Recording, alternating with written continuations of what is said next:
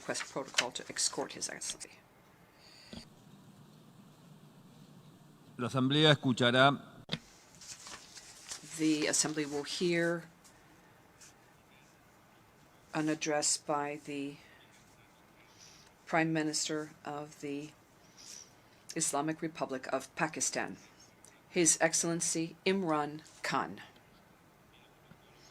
May I request protocol to escort His Excellency. I have great pleasure in welcoming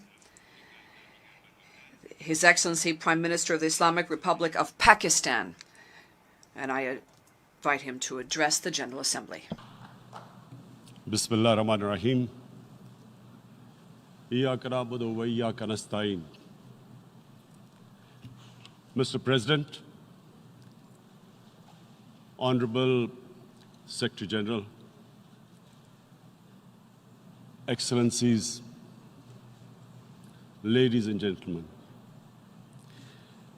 I feel honored today to represent my country at this forum of world leaders, where we have a chance to discuss problems that the world is facing. I want to talk about a lot of problems, but just 4 today. And I especially came to this forum despite a difficult time in my country, facing challenges. I would not have come, but because I feel that there are some very urgent problems which the world must address. So first of all, I start with climate change. So many leaders have talked about climate change. But Mr. President, I feel that there is a lack of seriousness. Perhaps world leaders some of the leaders who can do a lot, do not realize the urgency of the situation. We have a lot of ideas, but as someone said, ideas without funding is mere hallucination.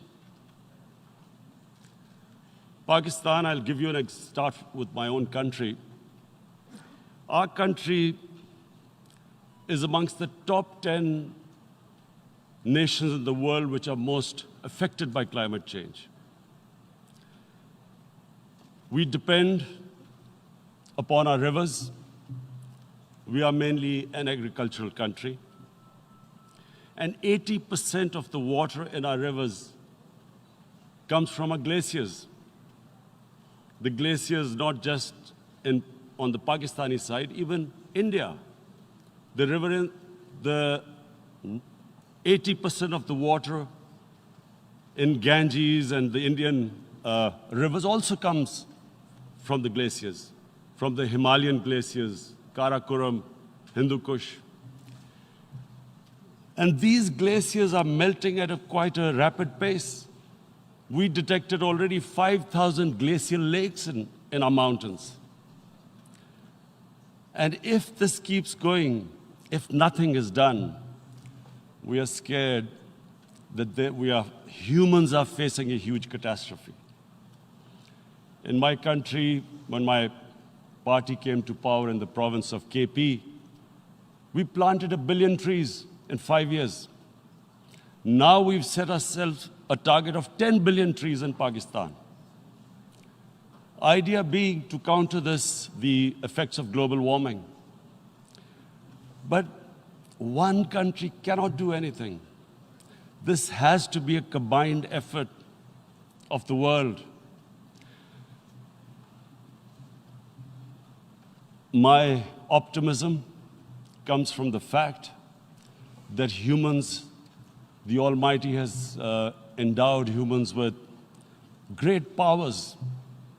We can do anything, provided our survival instinct is stirred up.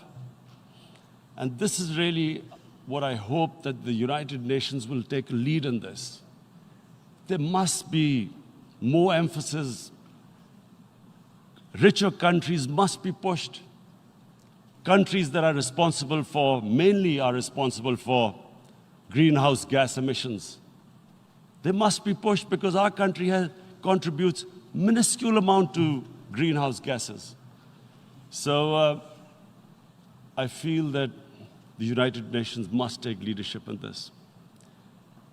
My second issue for me right now is even more critical. Mr. President, every year, billions of dollars leave the poorer countries and go towards rich countries. Billions of dollars siphoned off by the ruling elites of the developing world.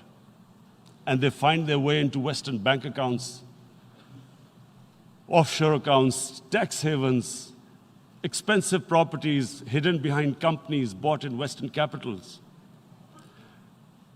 Mr. President, this is devastating the developing world. This is causing more poverty, debts. It's impoverishing the developing world. The difference between rich and poor countries is growing because of this.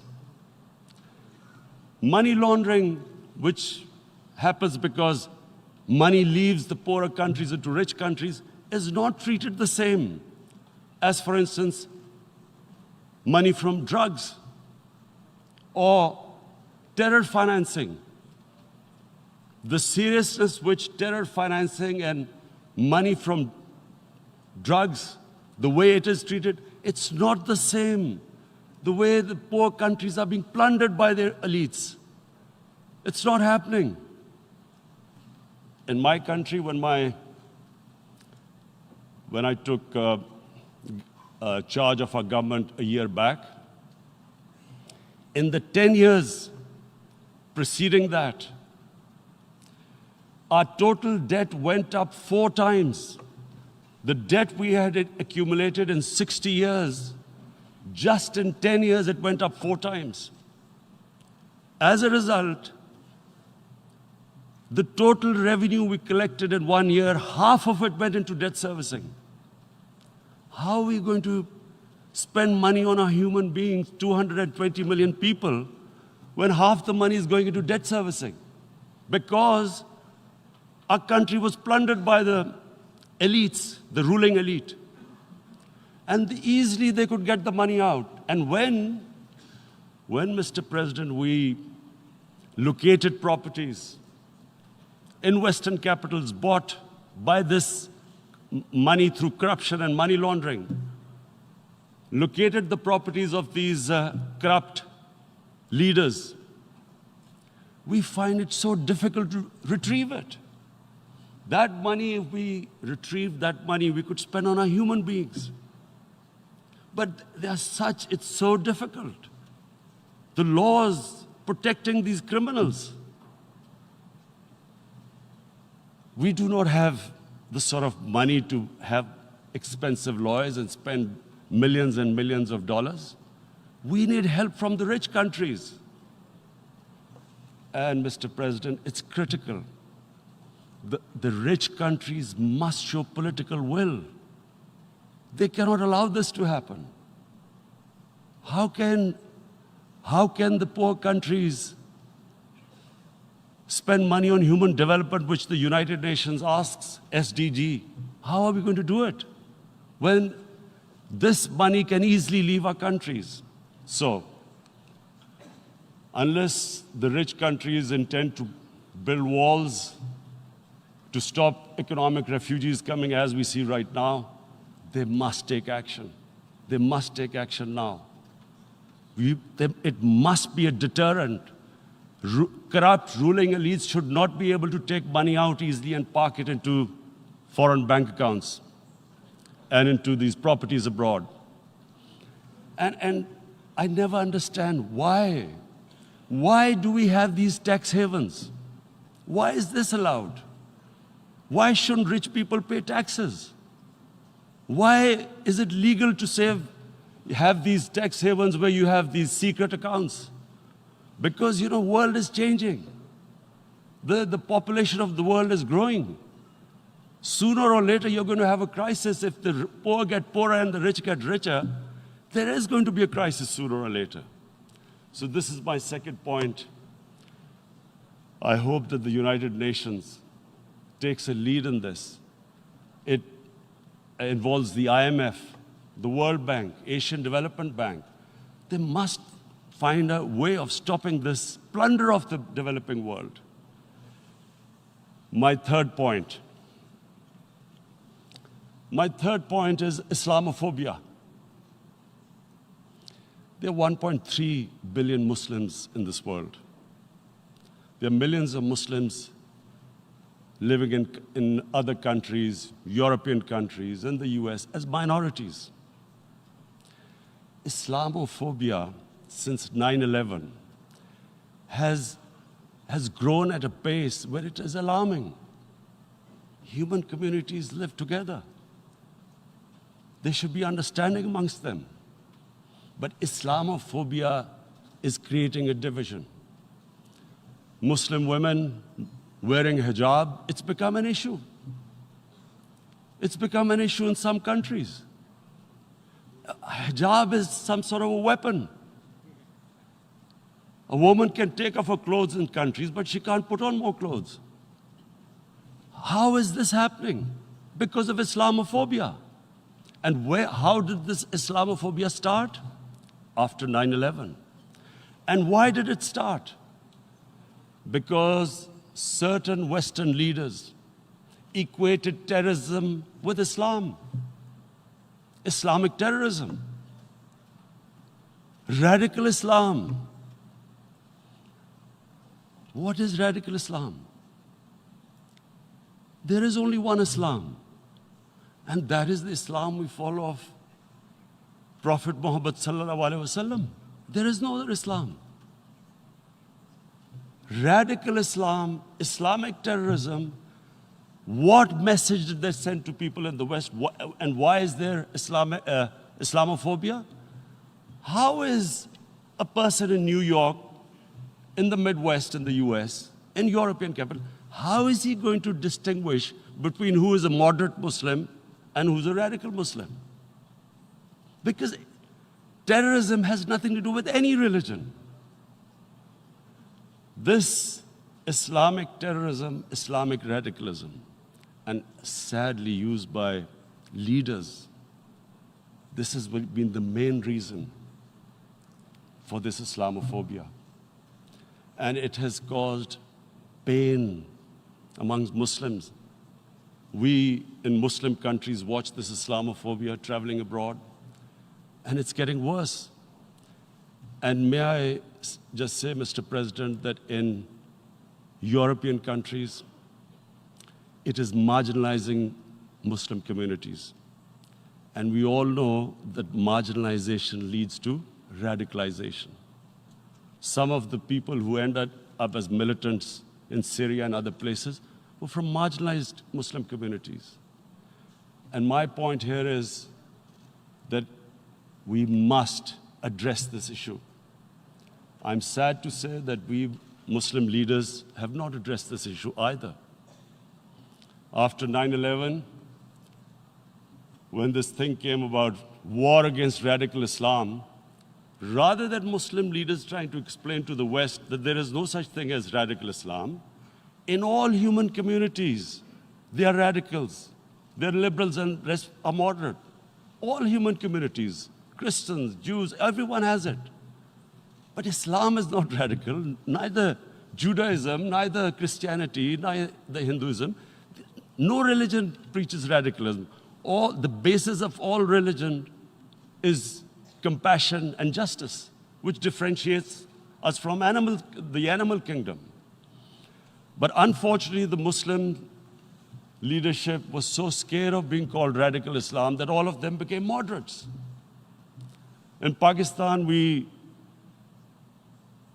were in the eye of the storm, and our government coined a phrase called enlightened moderation.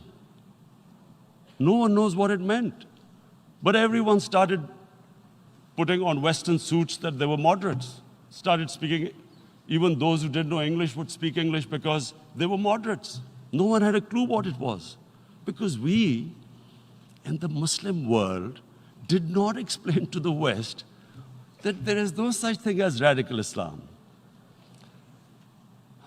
One of the reasons why, after 9/11, Islam was supposed to be equated with terrorism was suicide attacks. Because the 9/11 bombers did a suicide attack, all sorts of theories came up that the Muslims are involved in suicide attacks because they will get virgin in heavens. Some came up with, what about women, suicide attackers? So this bizarre thing happened. No one explained. Suicide attacks and Islam were equated. No one did research that before 9/11, the majority of suicide attacks in the world were by Tamil Tigers, who were Hindus. No one blamed Hinduism, and quite rightly. What has Hinduism got to do with what desperate people were doing in Sri Lanka? We all know we've seen films about Japanese kamikaze pilots at the end of the Second World War doing suicide attacks. No one blamed the religion.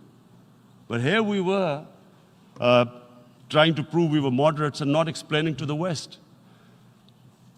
But the most important thing I wanted to say here today, in explaining this Islamophobia, Mr. President, and I feel it's very important because I've spent, because of I played professional sport in England, I spent a lot of time there, so I know how the Western mind works and how West views religion. So where the misunderstanding about Islam came. And one of the reasons it caused Islamophobia. That was, in 1989, this book was published, maligning, insulting, ridiculing our Prophet Muhammad sallallahu alaihi wasallam. And there was a reaction in the Muslim world. The West couldn't understand what was the problem. Because in the West, because I have spent so much time in the West, religion is perceived completely differently. They don't look upon religion like we do. And so, Islam was supposed to be an intolerant religion. It was against freedom of expression. And Islam took a real beating 30 years ago. I still remember it became a watershed. And every 2 or 3 years, someone would malign our Prophet, peace be upon him. There would be a reaction by the Muslims. And again, it was Islam, an intolerant religion. Again, this time, I blame a certain section of the people in the West who deliberately provoked this, knowing the impact it would have. But the majority of the people in the West didn't understand. This is where, again, Muslim leadership let the Muslims down. We should have explained to them what our Prophet, peace be upon him, means to us. So in 1 minute, I'll try and explain what he means to us.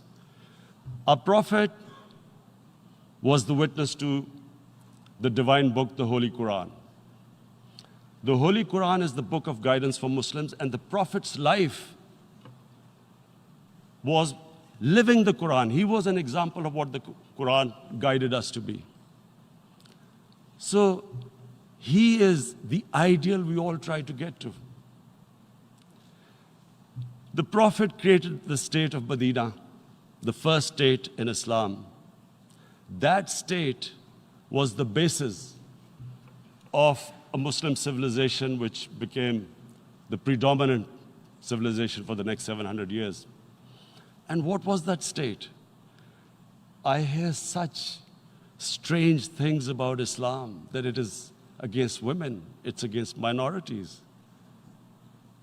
The first state of Islam in Medina, it was the first time a welfare state was set up.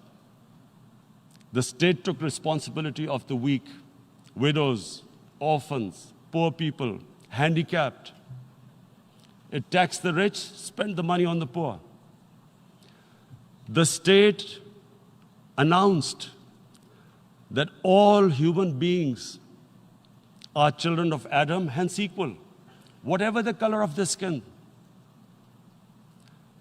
The state announced, the Prophet announced that, and slavery, the whole system depended on slavery as it did for many years in the Western societies. The Prophet said that one of the greatest deeds is to free a slave.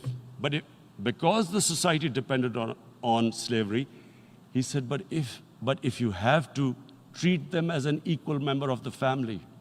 And as a result, something happened in a Muslim world which hasn't happened in any other civilization. Slave dynasties appeared. Slaves became kings. The Mamluks, slaves who ruled Egypt. In India, there were slave dynasties. And then, with minorities, again, you hear that Islam is supposed to be against minorities. Let me just make this clear. In Islam, the Prophet announced that everyone was free to practice his religion. It was a sacred duty to protect the places of worship of all religions. He announced that every person is equal in front of law, whatever his religion or his color. And this incredible case, and I always quote this, that the fourth Khalifa, the head of state of Medina, he lost a court case against a Jewish citizen. So, number one, it showed there was a rule of law, no one was above law. And number two, that a Jewish citizen was an equal citizen. So, Mr. President, when a Muslim society is unjust to its minorities, it is going against the religion of Islam and our Prophet, peace be upon him. So, it is important to understand this. The Prophet lives in our hearts. When he's ridiculed, when he's insulted, it hurts. As we human beings understand one thing, the pain of the heart is far, far, far more hurtful than physical pain. And that's why the Muslims react. And I always thought that if I ever had this stage, I would try and explain this to the world community, especially to the Western community, because having lived in the Western community, people didn't understand this. When I first went as a teenager to England, there was a comedy film on Jesus Christ. It's unthinkable in Muslim societies. So we need to explain that, look, in a human community, we must be sensitive to what causes pain to other human beings. We have, in the Western society, and quite rightly, the Holocaust is treated with sensitivity because it gives the Jewish community pain. That's all we ask. That do not use freedom of speech to cause us pain by insulting our holy prophet. That's all we want. And now, the number fourth point, Mr. President, and this is the most critical point, is the reason why I especially came here. It is about what is happening in Kashmir. Before I go on this, I want to make one thing clear, that when we came to power, my first priority was that Pakistan would be a country which will try its best to bring peace. We had been through this war on terror. We joined the United States war on terror after 2001. And Pakistan went through one of its worst periods where 70,000 Pakistanis died and over 150 billion was lost to our economy. And Mr. President, I oppose the war because in the 80s, Pakistan had joined the Western countries in what was the freedom struggle then in Afghanistan against the Soviets. And it was funded by the Western countries. These Mujahideen groups, which were treated in guerrilla warfare,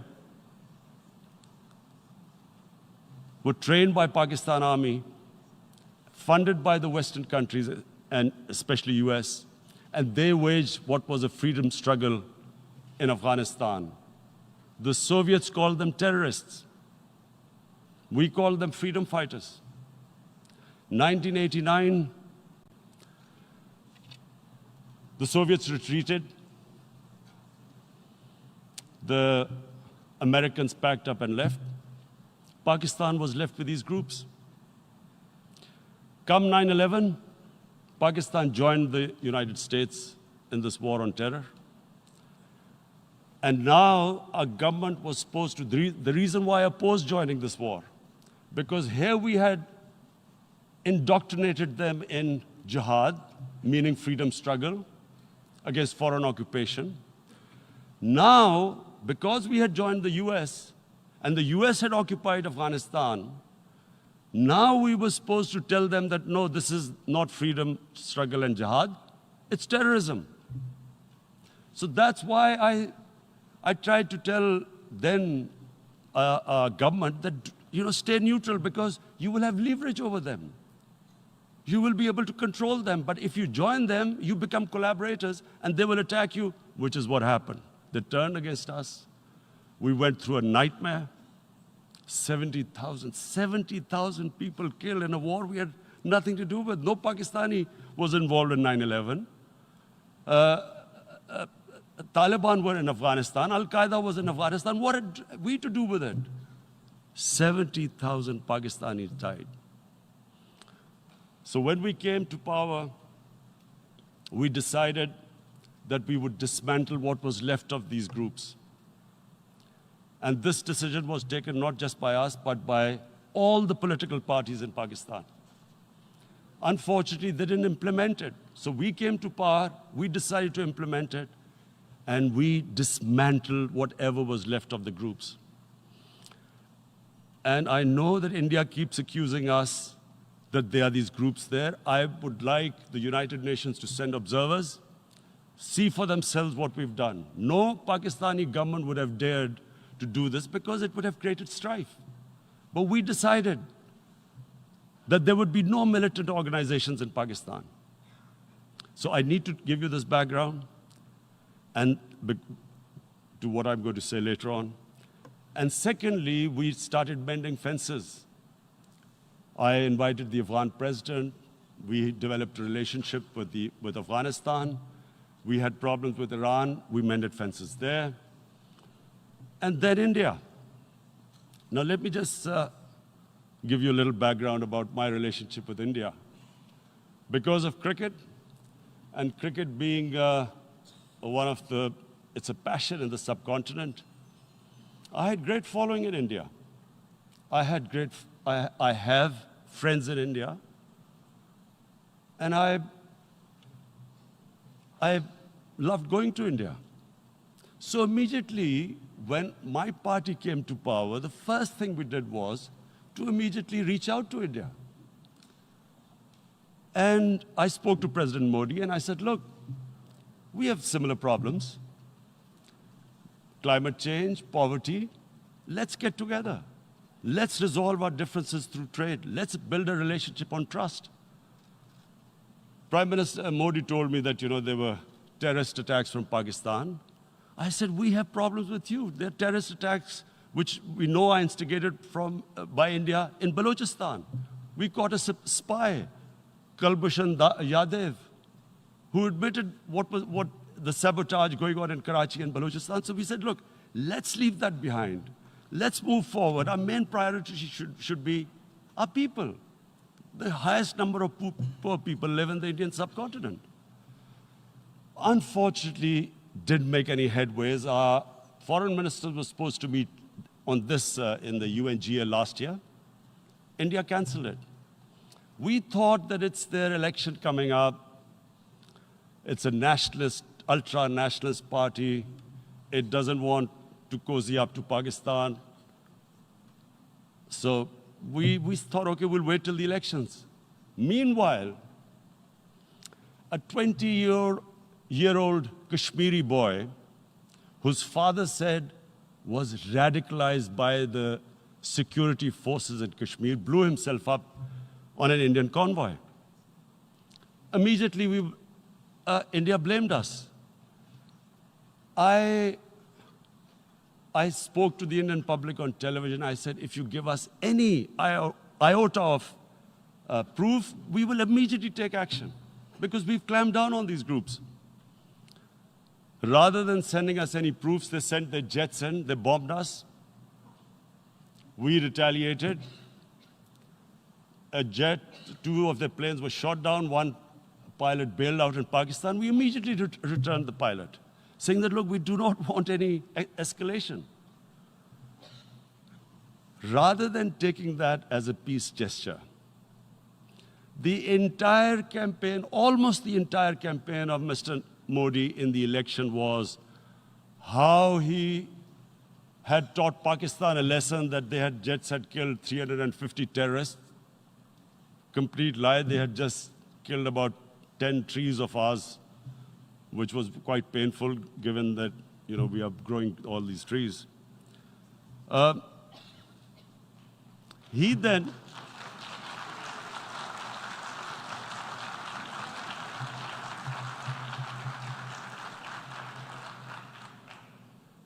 the election campaign, Mr. Modi used words like, this is just a trailer, the movie is about to start.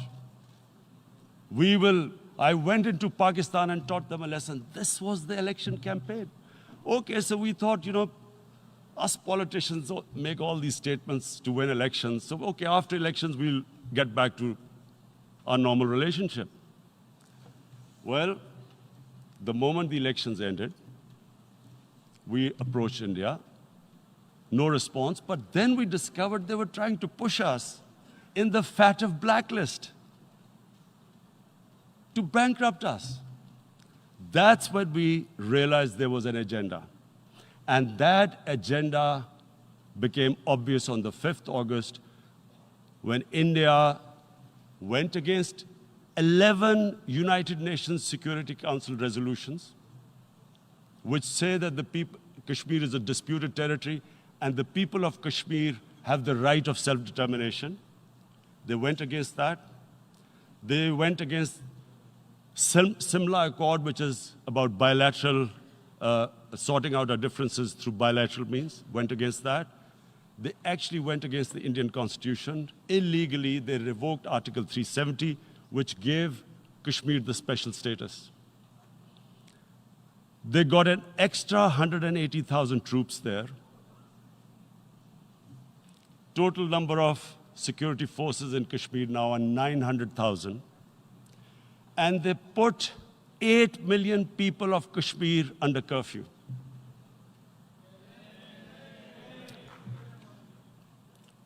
Mr. President,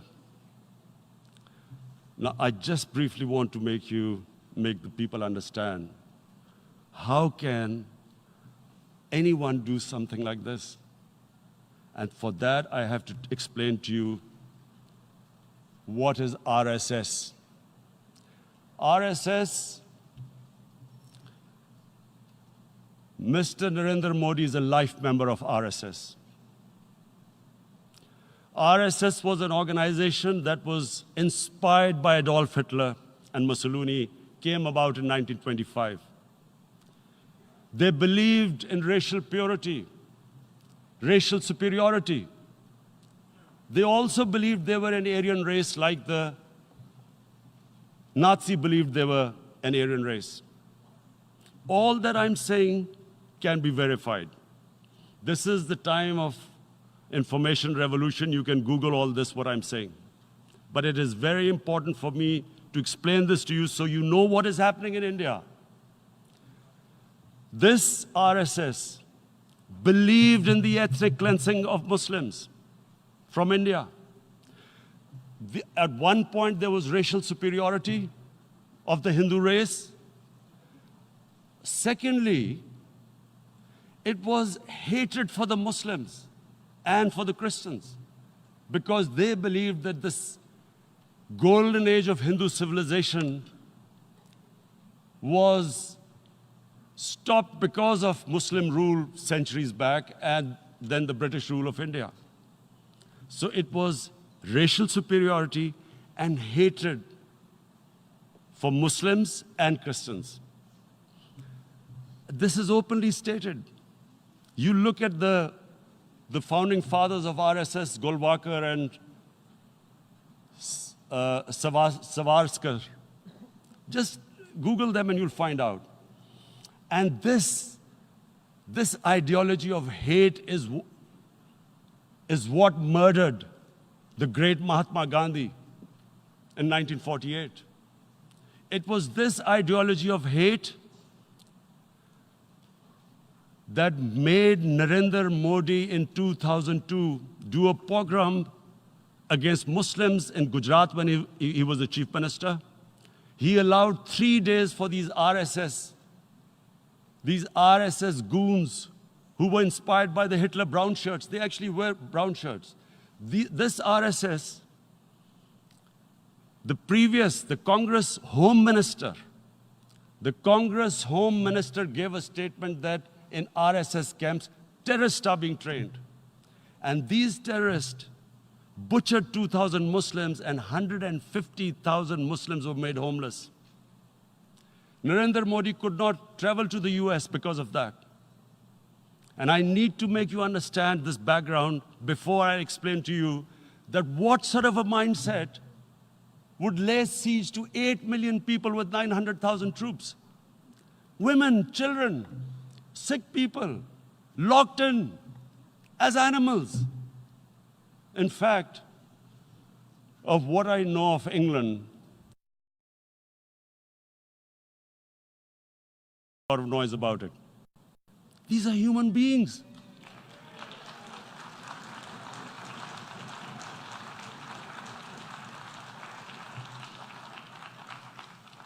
And Mr. President, what comes with racial superiority, these illusions of Aryan superior race, is arrogance.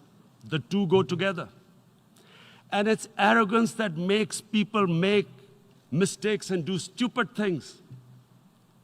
Cruel things like what Narendra Modi has done.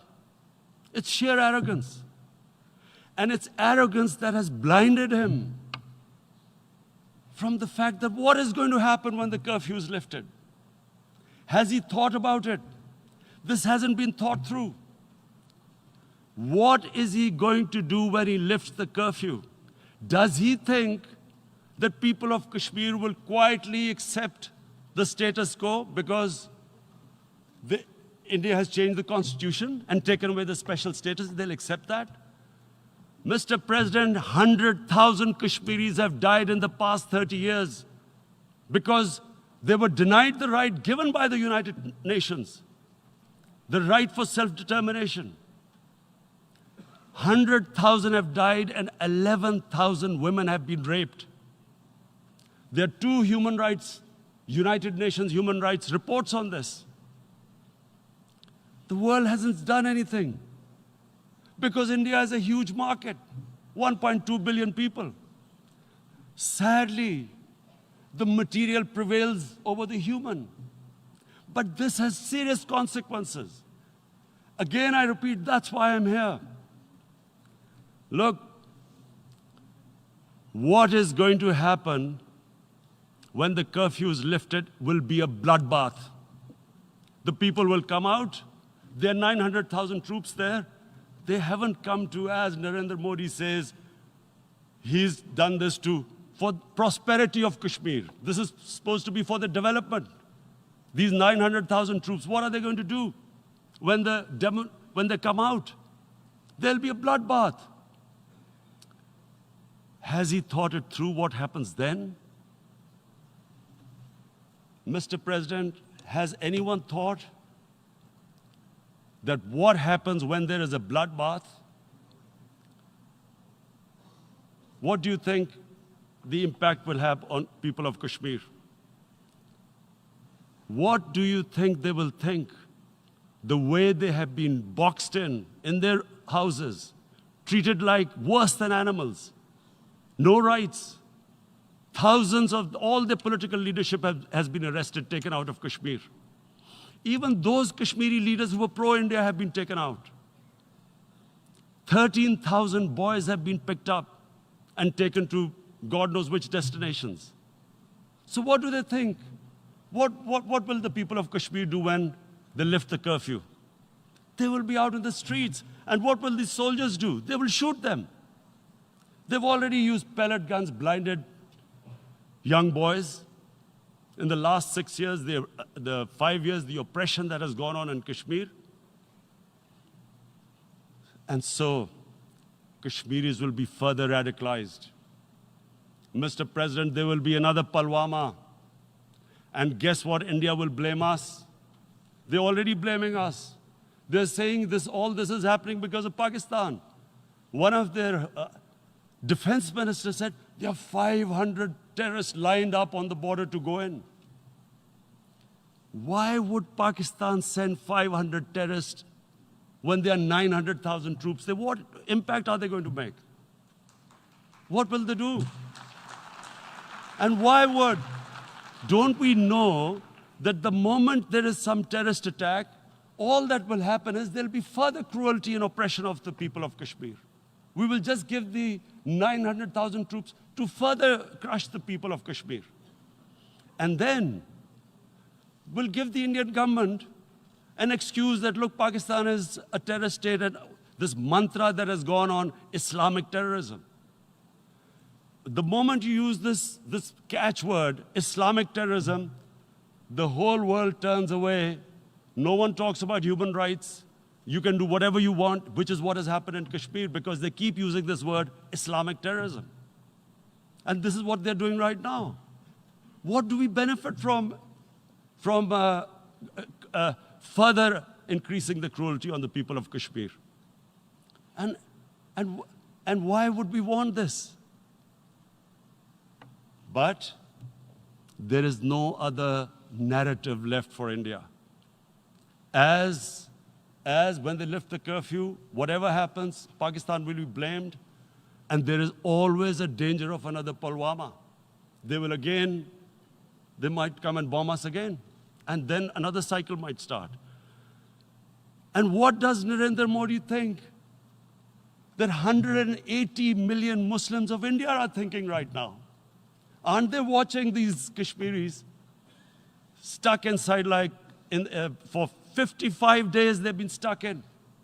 Aren't they watching? What do you think?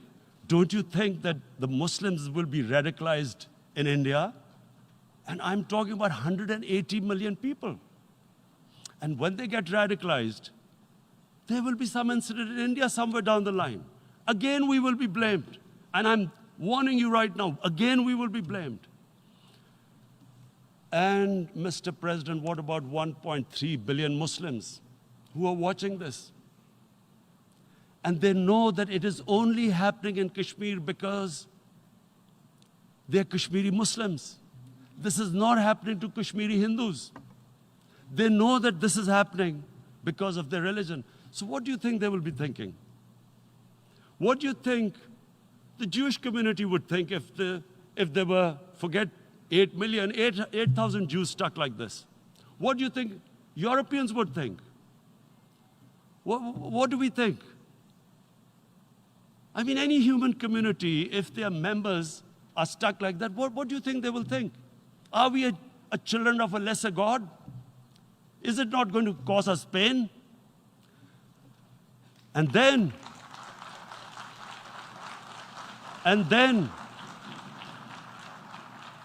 I'll tell you what will happen. People will, in the 1.3 billion Muslims, someone will pick up arms. I know we've been brought up with films, Western films.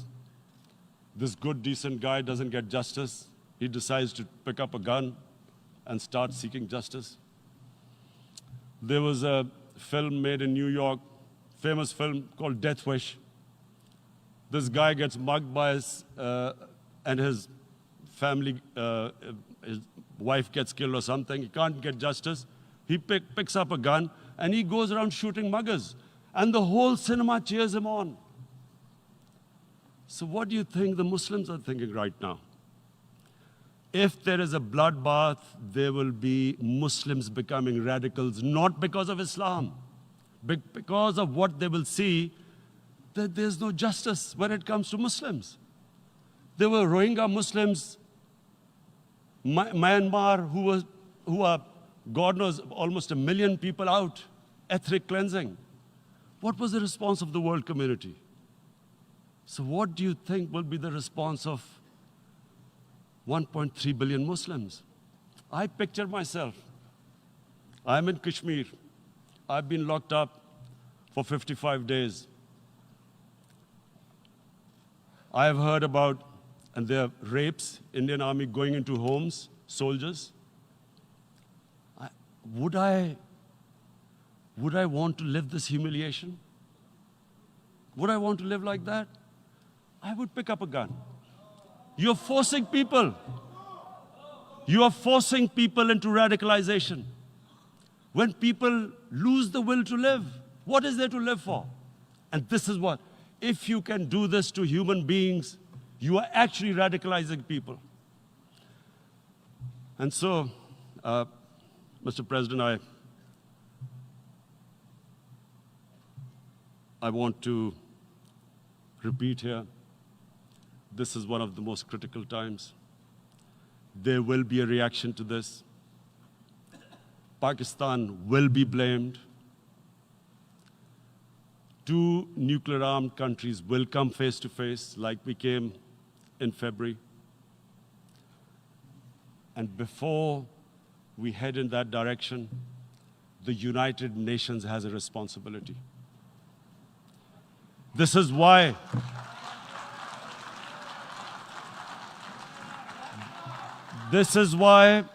the United Nations came into being in 1945. You were supposed to stop this happening. I feel we are back to 1939, Munich. Czechoslovakia has been taken, annexed. What is the world community going to do? Is it going to appease a market of 1.2 billion, or is it going to stand up for justice and humanity?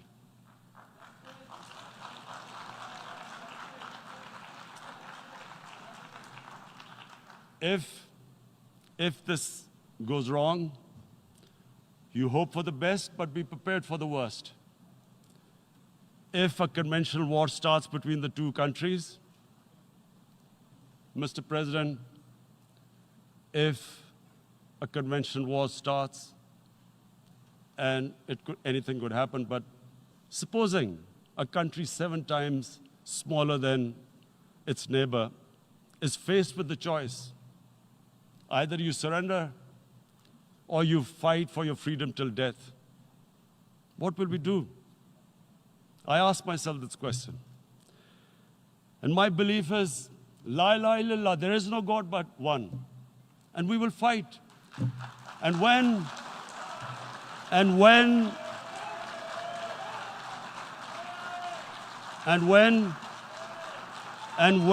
a nuclear-armed country fights to the end, it will have consequences far beyond the borders.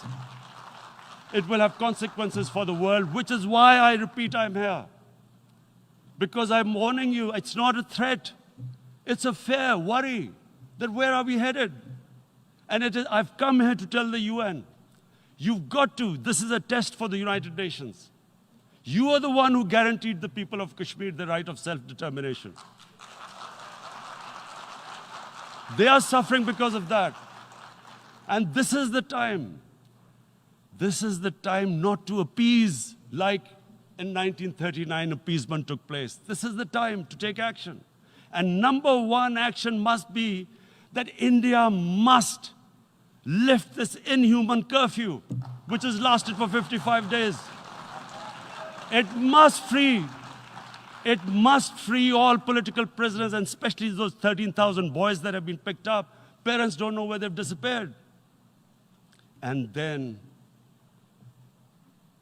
the world community must give the people of Kashmir the right of self-determination. Thank you.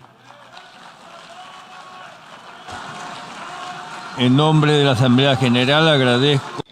On behalf of the General Assembly, I would like to thank His Excellency, the Prime Minister of Pakistan, and I ask protocol to escort His Excellency. La Asamblea escuchará un discurso.